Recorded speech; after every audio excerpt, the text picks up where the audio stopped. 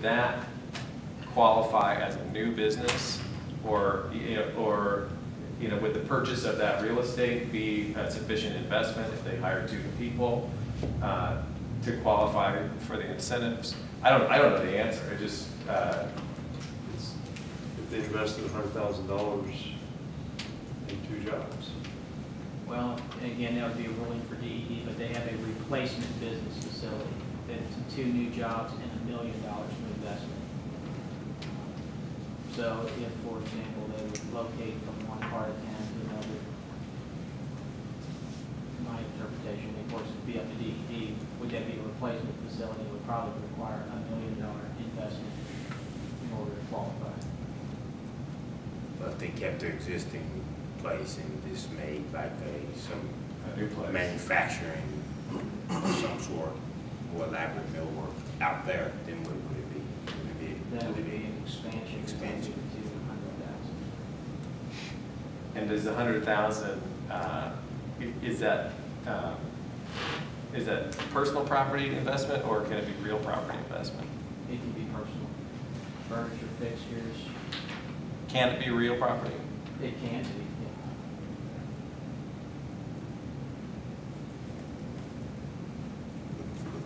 No, I'm just trying to think. I'm trying to think this through. What practical impact it might have on some of our existing businesses who would be eligible if they were in the zone but are not in the zone, and just they're going to make their own decisions. Obviously, we're not going to be involved in their decision making about that, but. Something like this has if it works, has the potential to encourage that type of movement, that type of growth, and it was looking at the NAICS codes and thinking about businesses in our community and where they are and whether they're there, particularly if there's competitors, and that's what millwork made me think of it, because I know mid-cities out there, and I know the county is in here and not within the zone, and there's a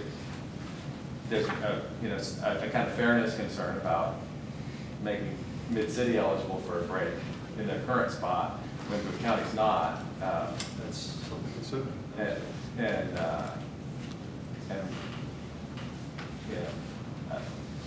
I don't have an answer on it. I just wonder. These are the thoughts that come into my mind as I was going over the codes. As you're feeding the 2-year-old. That's right. That's right. I have a question. You said they can purchase machinery, equipment, and that's a personal property purchase, but the abatement, tax abatement, not tax credit, the tax abatement is on real estate?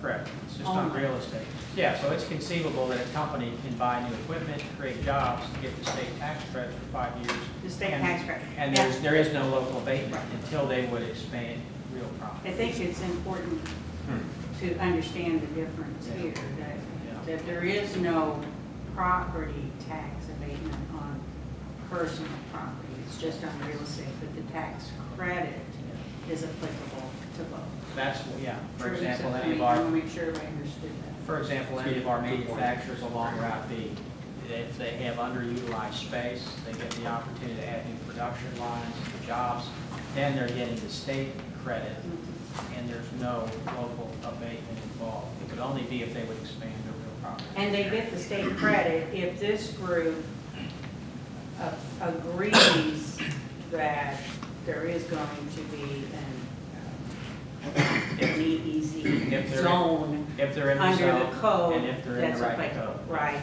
yeah. So this group does determine the tax credit also, not just tax abatements. Yes. Right, okay. I want to make sure that we're all on the same page on that one because they're different. And I don't think we do determine the tax credits. We determine the eligibility if they're in the zone. Right. Yeah. Right. Yeah. Right. That's all. That's all. The credits are administered by DEP, Right. not by us. Mike just handed me a special program requirement from the website about a program about relocating employees. And so it says projects relocating employees from one Missouri location to another Missouri location must obtain the endorsement of the governing body of the community from which the jobs are being relocated. include this endorsement with the notice of intent, which is filled out at the time of the application, the notice of intent is. So I guess, I think what that means for the hypothetical Boone County Lumber, if they wanted to relocate from right there to out Route B, they would have to get the city of Columbia, the city council, to endorse that move for the new location to be eligible. It's a little weird to have it be the same. I mean, it's really the same Missouri location. It's not really one to another. It is. They're both in Missouri, but it's just, I think what the statute has in mind is a company coming from Overly going to Columbia, or vice versa, and some community that's actually having a net loss of jobs. Sure. DEP's not wanting, you know, internecine warfare among cities within Missouri. They want to. That's a basic assumption anyway, right? It is right. Whether true or not, then it's the policy choice. Where do we go from Any more discussion? Do we have any motions? I have a question before we get to our motion. What are we gonna do with the list? Do we have any more exemptions? Do we have any expansions on the code that are already in place from the last board? Are we ready to move on this list, or where do we need to get an official list of excise codes? When you say an official list, We have one that was from the old board. We're basically starting a new one now. So are we ready to solidify a list now? Are we ready to adopt the old one now? Or what do we need to do to get this list off the books? to get a decision. Yeah, off the agenda. Yeah, in the books. So, I mean, yeah, I think Anthony's exactly right. I mean, there's 2 or 3 questions. Do we do it on the 2 level? Do we just take it? I mean, that's essentially what we did last time. But again, I think last time's over with, so we need to look at it. And we can go in, you know, individually and discuss it and approve or to leave it on or take it off, or do the 2 codes. And we do need to make some decisions on this. And the question is, do we leave it as broad as possible, or do we try to narrow it? And we need to at least start moving on some of these that there's no issues about. I guess we go ahead and approve those, and then if we need to just think about some of the other ones, we can. And I find it most useful in terms of the categories. The 3-digit level is kind of the easiest for me to digest. The 2-digit level is real broad, and you know, when you get into the 3-digit level, I feel more comfortable with that, knowing everything I know right now. So the very first one was looking at, so the 3-digit level would be crop production. So you feel comfortable with that level then? Yeah, and you know, I think it's both broad enough and narrow enough to permit discussion of appropriateness. And a lot of those 3-digit ones, I think there will be very little discussion. Yeah, I agree. I agree. But if you take it all the way up to the 2-digit level, you lose detail Which gets pretty broad. and lose control more quickly. So do you want to take us through some of the 3 levels to see if we can get some of them approved, or?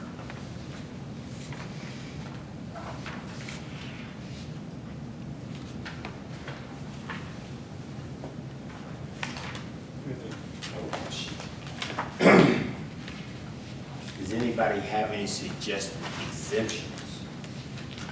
Are there any industry codes that we do not want and can add to our exemption list at this time?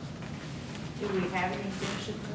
Well, going off of the old list, there's Yeah, we did animal the slaughtering, animal slaughtering, tobacco, manufacturing. yeah. Okay. Those are the three. So is there any industries that we, don't want, that we need to add to this? And do we agree that these exemptions stand? They're open for debate, so, I mean, I think we are, again, completely.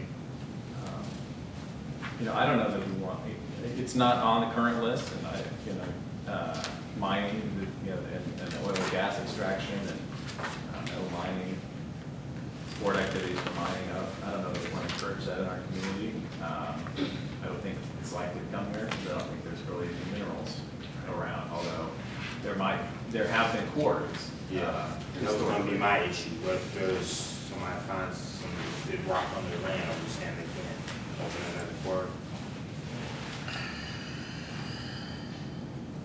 We do have a form in Boone County. Yeah, we do. But what if they want to expand? What if they found some more? I would be against that person. Well, and again, this is where going to the 3-digit code helps us to identify. 211 is oil and gas extraction. Well, can we just start at the 111 and work our way through and see how far we get? And then anything, Right there, and see, we have a motion, and if there's an exemption within that, we can take that out. At least we have some right now. I think we do. So let's start with 111. Start with 111. And just open it up for discussion on 111. And my question on the 11 codes in 111 is, it looks like most of the other EEZs that were summarized for us have not given incentives in the agriculture codes. Do you know whether Centralia has done that? No, they've not gotten to this point. Okay. So,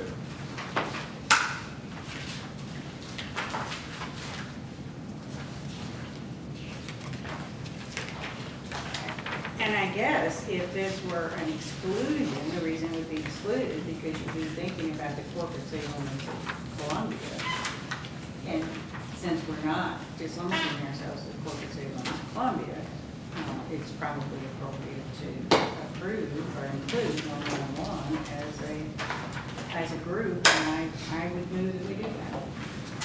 We have a second. A second. Any further discussion? All in favor? Opposed? So we'll include 111. Make sure you can find 112 is animal production and agriculture. Aquaculture, I'm sorry.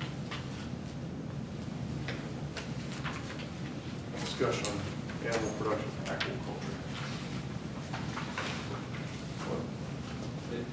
it looks like you guys might be able to enlighten the 3 of us who weren't participants previously.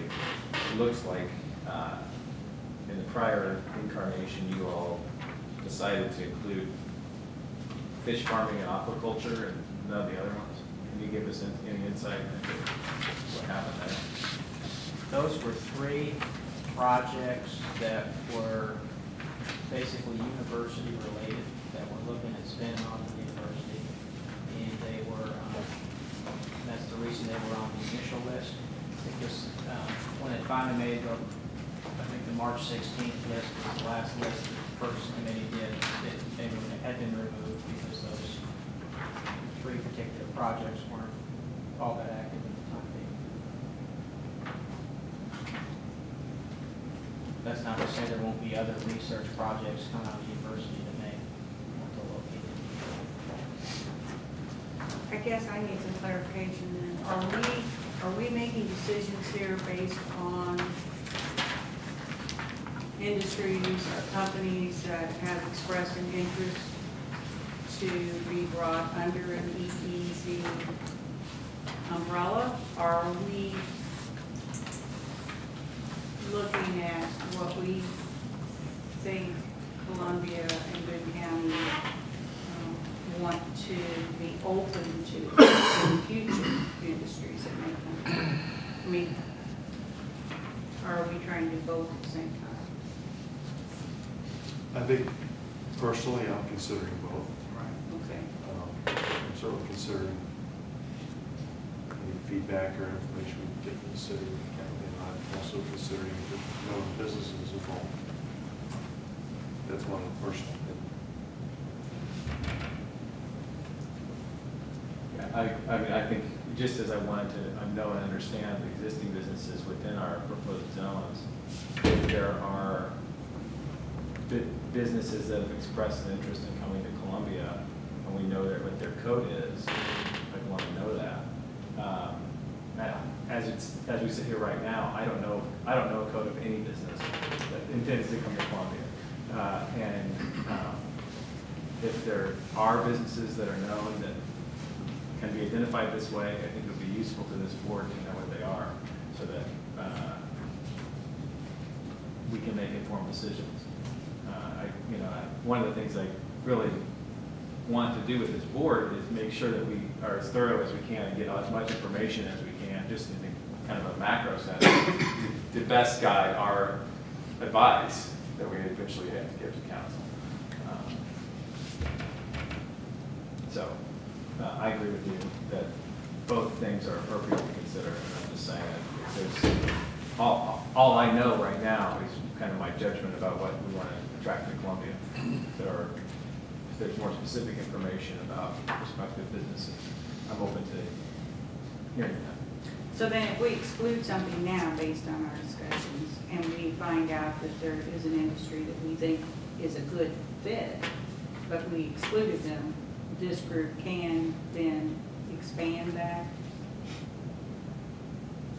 Are we trying to be all inclusive at this point? I think that's the discussion we're going to have. Okay. Well, that's a kind of a process question that we should be able to get an answer to in terms of, can we make a proposal to council to revise the codes as part of our annual review.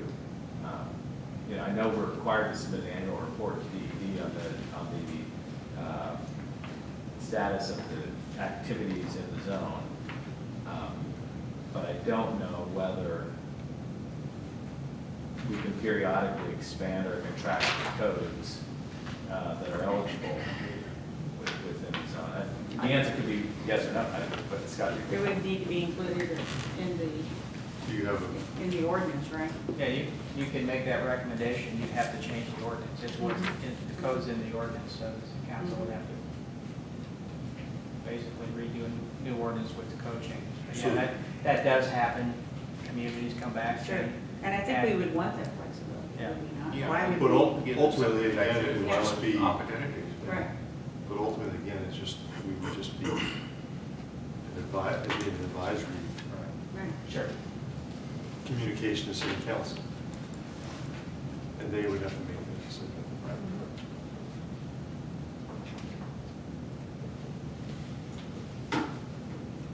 So any more discussion on 112? Well, there are some codes in 112 that are a little noxious. Cattle feedlots generate a lot of externalities. Hog and pig farming as well. There was a big uproar over in Boonville about a farm that was going to go in over there. It's something that citizens Right. get disturbed about because it's the smell. There's not a Right. lot you can do to abate that smell. Even if you It's a big issue in North Missouri. Right, I'm saying North Missouri. Yeah. And so I don't know whether we want to encourage those industries to come to our community. Do we have any of those existing, do we have any existing industries or existing hog and pig farming? Do we have any hog and pig farmers now?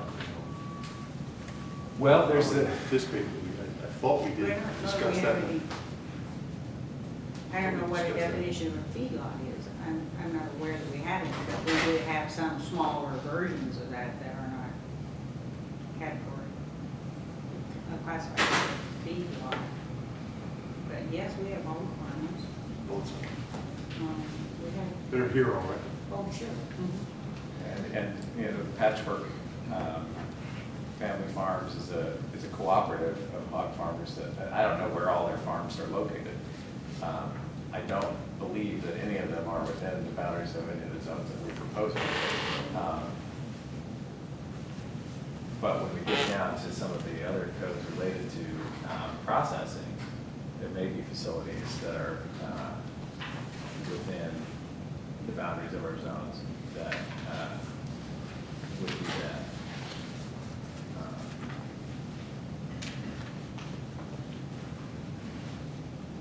You know, here's just another thought. I mean, within the 3-digit, we could go and we could exclude the 4 digits like 1122 as hog farming and pig farming. If that's an issue, we could exclude 1122, and then that, even though we approve the majority of 112. So that's another protection. We could go down to the 4-digit without having to go all the way to the 6 and do that. So that is another way of looking.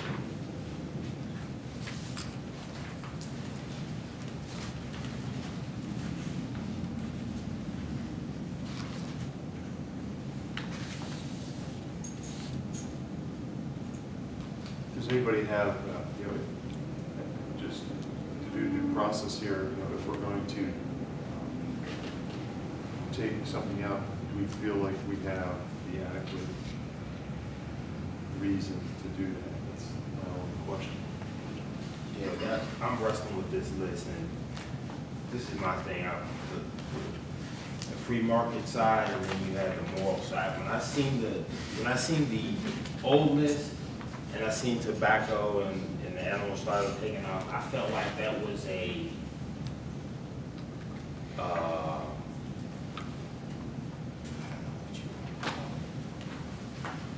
that's Columbia's point of view. I mean, I felt like, okay, Columbia would support that. That's a decision, hey, because on the free market side, I might want to roll tobacco or cigars here, but you know, I see, and as I'm looking through this list, that's kind of how I'm looking at it. What is the complexion of Columbia and surrounding communities, and what kind of businesses support who we are as Boone County and as Columbia? And then let's look at those businesses and say, you know what? I had a problem with the hogs and pig farm, and I had a problem with the cattle feedlots. From a Columbia Boone County perspective, from a business perspective, why? But I mean, those exemptions, I think, need to be kind of the image of Columbia, of what Columbia has been known to be. Now, the animal slaughtering, we did talk about though the water, and there were some other things besides the moral issues that you're talking about. But I think that has to be one. I would hope we would take that under consideration. But those decisions, because I feel, in Boone County are more environmentally conscious. And I want that community, they would be like, go for it. Go for it, right? I agree. In this one, we are more environmentally conscious, and that's a concern of ours. And I think we need to be that way. You know, and I have a thought right now, it's on towards 9:20, we have other items to discuss on our agenda. I think we've started to identify a process of scrutiny of the codes that will be fruitful going forward and help us to narrow. We've taken action on one of the 3-digit codes. I don't think we have time today to go through all of them. And I would move that we table further discussion of the codes until the next meeting and encourage us, all the members to Really look at them. again with this process in mind, this discussion in mind, and then we can come better equipped at the next meeting to have a more directed and productive discussion. A second. All good. Aye. Good. So we'll all spend some more time on the codes, talk to other communities. Right, I have a better understanding now what I need to be doing when I look at these, rather than just look at the words on these pages. Yeah. So just for a time check, go ahead. Anthony, I move that each board member come to the next meeting with a list of exemptions of their own personal, will come to the table with discussion. Second.